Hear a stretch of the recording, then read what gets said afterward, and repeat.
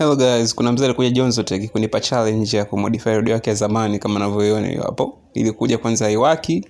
Hiyo kabidi kwanza ni iwashe, nifanye kazi iwaki na ikawaka na pia nikaimodify kama unavyoona hapo. Hizi radio zilikuwa zinahitaji kupangwa hata majumba matofali manne, lakini hapo kama unaona ilikuwa iko moja tu pande amplifier, na hapo juu nimefunga MP3 ili iweze kuwa ya kisasa zaidi. Hivyo basi kwa sasa hivi napiga Bluetooth radio za kisasa.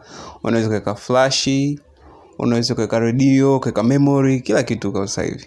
Na haina haja kuzipanga ziwe 4-5, inafanya kazi effectively kama amplifier. Na kazi yako tu ni kuiunga na speaker ili uweze kusikia muziki mzuri. Unajua zile radio ziko na muziki mzuri sana, amplifier yake iko vizuri sana.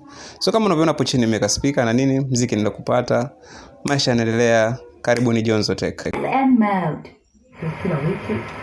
Unaweza kupiga AUX kama kawaida. Na